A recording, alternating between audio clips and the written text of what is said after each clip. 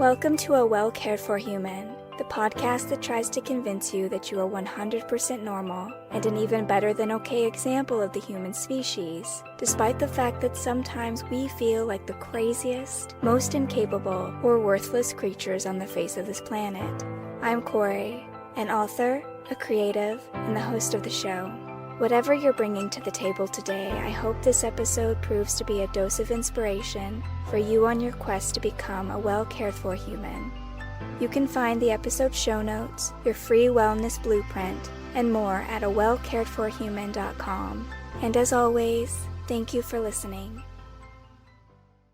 Hello humans, it's your host Corey, and today I want to talk about play. The importance of play, how to play, what play looks like as an adult. But before I go into that, I have a few other announcements. First of all, my recording setup is a little different today. I'm traveling, and so the position of my microphone is not where it usually is. Hopefully, I can get as much of the background noise or movement or the weird audio fluctuations out of the audio in editing. But if today's episode proves to be a little rougher than usual, please bear with me. Secondly, because of the time of year, I want to remind you that there are a couple of throwback episodes that you might want to check out, such as How to Practice Gratitude, which is episode 16, I believe, How to Take Care of Yourself During the Holidays, which is episode 37, and to look at the how to make your New Year's resolutions, depending on when you're listening to this. And I believe that one is a few episodes after the how to take care of yourself during the holidays. They're pretty close together. So go back and listen to those if you haven't already, or maybe you have listened to them, but you need a refresher, because the holidays can be a challenging time for a lot of us for very different reasons. And so if you need that extra support, please don't be shy. Please go and do whatever you need to in order to take good care of yourself. So play, what is it? Why does it matter? And also, why did I come up with this topic? I'll tell you. What triggered my thoughts on play this week was because it's Thanksgiving, and my wife gave me an early Thanksgiving gift, I guess we could call it. Really, it's a Christmas gift, but she gave it to me with Thanksgiving. And it was a PlayStation, like an old used PlayStation, because I had wanted to play more video games. I like the storytelling element of video games, and I thought it might be a good way to explore creativity in a different kind of storytelling format. And so I had it on my wish list for a while to get an old PlayStation. And this is a good time of year to do it because people are getting rid of their old PlayStation so that they can get new ones. I think the PS5 or something is coming out now. And so she found a PlayStation on Facebook Marketplace. She got it for me. She surprised me with it. And you would think that my first thought would be, oh my gosh, yay, I finally got this thing I wanted and I can play with it. But what my first thought actually was, how dare you?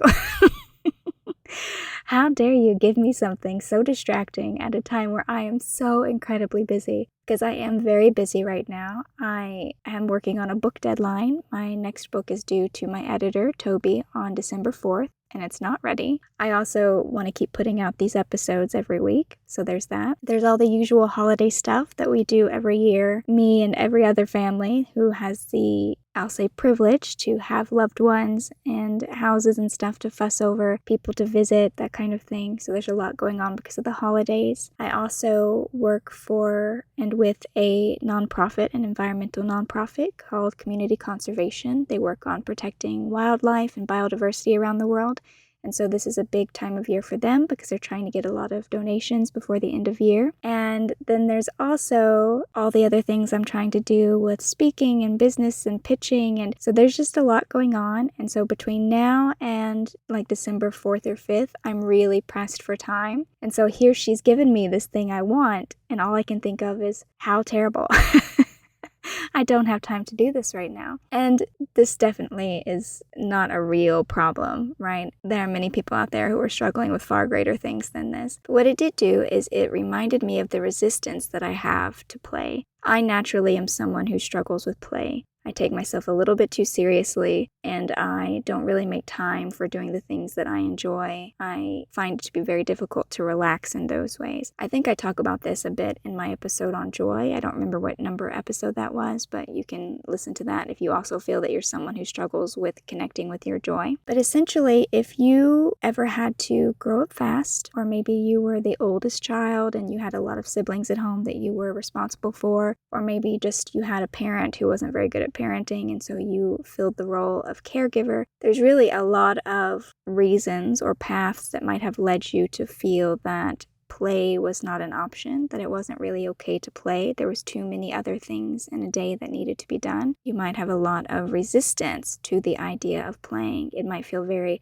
unnecessary. It might feel very irrelevant or wasteful. There's a lot of negative self-talk that I personally struggle with around the idea of play. When I try to do anything that's silly or fun, I often find myself thinking things like, gosh, I should really be doing this instead, or I should really be working on this instead. This is not a great use of my time. I shouldn't be doing this. So there's a lot of negative self-talk around it. Or I also have a tendency that if something comes up and it does feel important or necessary, or it feels like play. So for example, I really like to write poetry, but poetry does not fit into a business plan.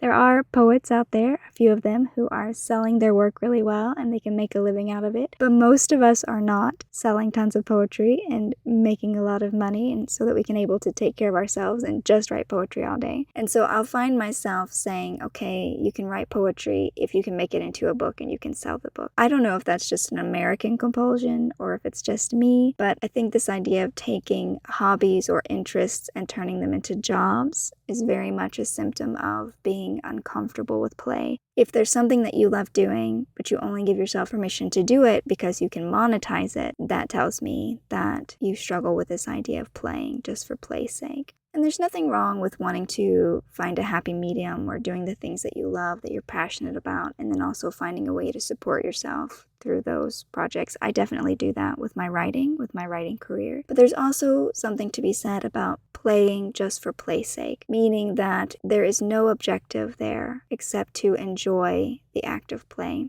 This can get more difficult as adults because not only do we have a lot of responsibilities, a lot more responsibilities than we had as children, but we have lost that connection a lot of the times to the things that we enjoy. So we're not as clear anymore about what we thought was really great. Part of that is because we've said no to ourselves so often that voice has gotten quieter and quieter. So for example, there might have been a part of you that was all about play, all about enjoying yourself, all about being present in the moment. But every time that voice came up, you were like, no, I can't do that. I've got to work on this instead. Just imagine if there was a child and a parent, and the child was really excited and wanted to play with things, and so they kept coming to their caregiver and being like, oh my gosh, look at this, let's do this, let's play. And every time that the child came to their caregiver, the caregiver said, no, I can't, honey, I'm so busy, I've got so much work to do, I can't do that now, go play by yourself. The first couple of times, maybe the kid would be okay with it because kids are pretty resilient, they overlook a lot of stuff, they take a lot of crap.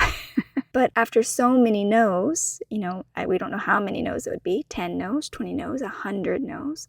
More than likely, most of us have given ourselves at least 100 no's, if not far more. We keep saying no and no and no and no until the child stops asking. And so the part of you that loves to play, that is inquisitive and adventurous and sees magic in the world, that part of you will have gotten quieter and quieter over time, the more and more you said no to it. This idea that you can stifle your own curiosity, you can stifle your own joyfulness, your own happiness by saying no to yourself a lot. So I would encourage you, first and foremost, to take a look at the way you speak to yourself and ask yourself, do you say no to yourself a lot? Are there things that you would love to do, but you don't do them because you feel like you can't, you have too many responsibilities, you don't have enough time? In what ways has your inner child, so to speak, asked you to play and you said no? If you can start to look at the ways that you do that presently, you can start to find ways to make more room for that in your life. So now I'm more aware of that issue. And it doesn't mean I don't have the feelings, again, because the first thing I thought when I got this lovely gift of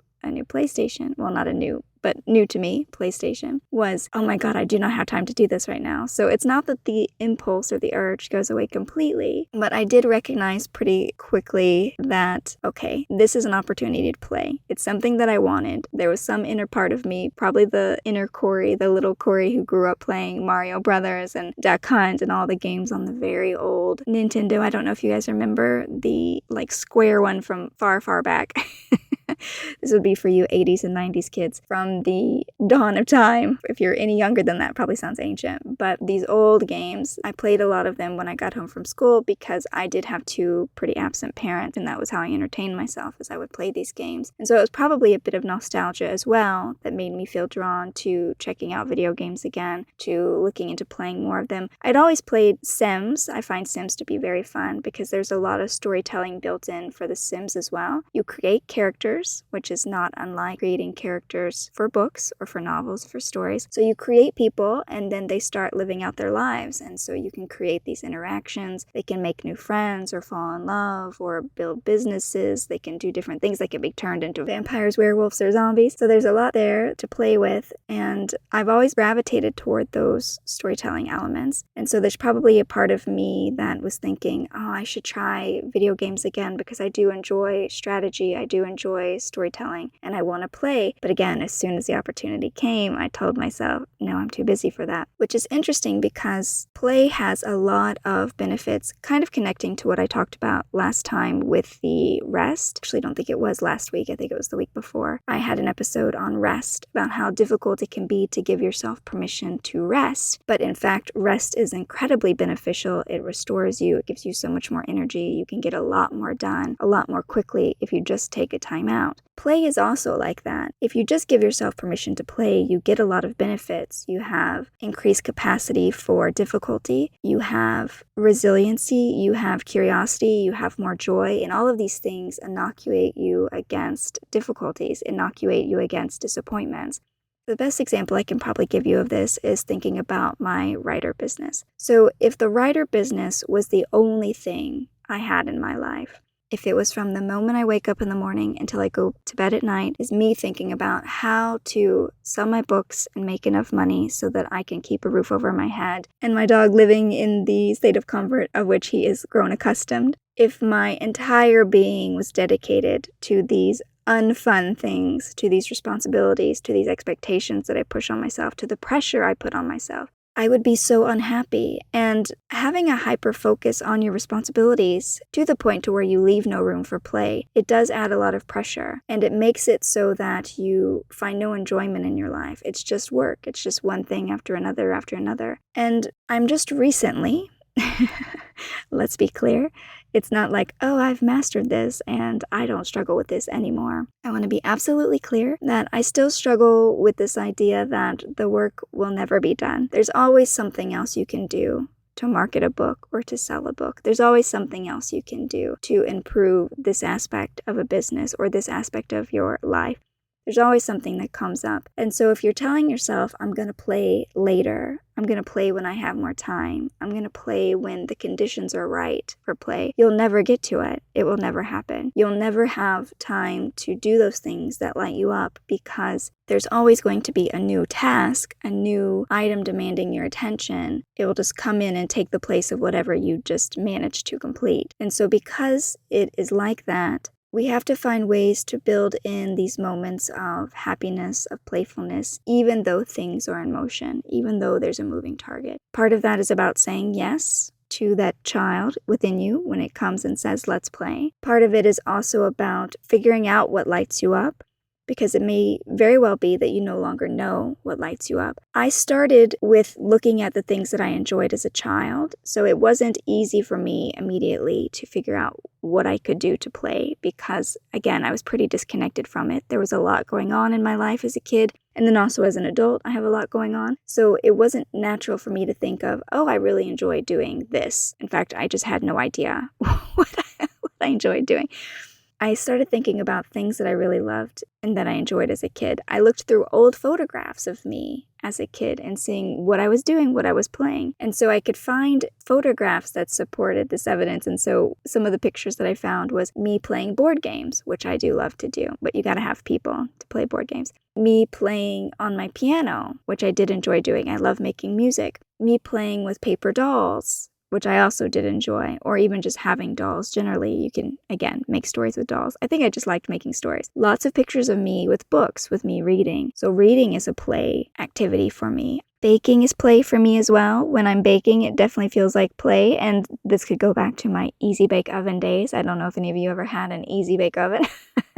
but I did, and I loved to play with it. And so I started there. I started looking at the things that I had found joy and pleasure in as a kid. There were pictures of me drawing, lots of pictures of me drawing or doing art. I had a little easel. I think little Corey was probably 5 years old. She had a little easel, like a plastic easel, and it had all of her drawings, her scribblings on it. I guess she thought she was the next Picasso. And you might find adult versions kind of lurking in the background, and you may not realize that they are play. So for example, as a kid, I liked having tea parties. I liked setting up all my little characters around a little wooden table, or maybe it was a plastic table, I don't remember. And then they each had a teacup and they each had a little plate with their plastic foods on it. And so having tea parties was something that I enjoyed as a child that I associated with play. And as an adult, I also have teapots. I have several beautiful teapots and I have little beautiful cups. And so I think that I'm just sitting down to have some tea, but I'm actually playing. And so why does that matter? Because it's important to also recognize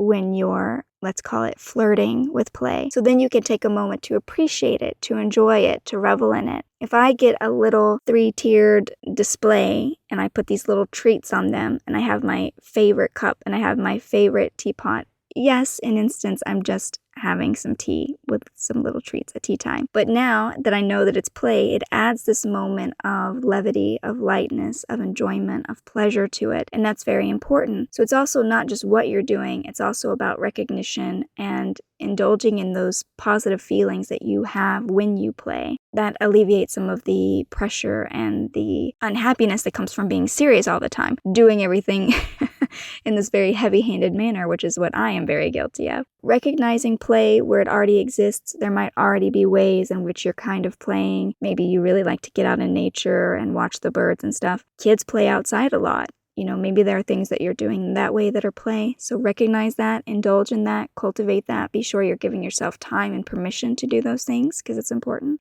And then also looking back on the things that you used to enjoy, figure out if there's room for them in your life now, if there's a clue there about things that you might enjoy. So for example, little Corey with her easel, that's my cue or my clue that I would really enjoy art as an adult. And again, it's possible that you've changed and you don't enjoy the same things, but it's a good place to start. But most importantly, it's about, again, not continuing to say no to yourself. Not telling yourself that everything is more important than your own happiness. Everything is more important than you enjoying your life. Everything is more important than you doing the things that you want to do. When we continue to say no to ourselves in this way, it's really going to break down our spirit over time, and it's not going to serve us. And who's to say that play is not useful? So think about cubs. I'm thinking specifically about lion cubs, but maybe you thought of bear cubs or some other cubs when I said that. But think about little baby wild animals. When they're out there trying to eat each other's face off with their siblings, they're tumbling around, they are doing something important. They think they're just playing, but they're actually developing the skills that they need to survive in the wild. I'm not convinced that we are so different. I think that when we play, we are also developing skills that we need in order to survive our hectic lives. We're developing curiosity. We're developing passion, we're developing levity, we're developing resilience, we're developing a positive mindset and a playful nature that we can take with us when we face setbacks and challenges and difficulties. Do you think it's easier to solve your problems when you're in a horrible, stressed out, overworked mood,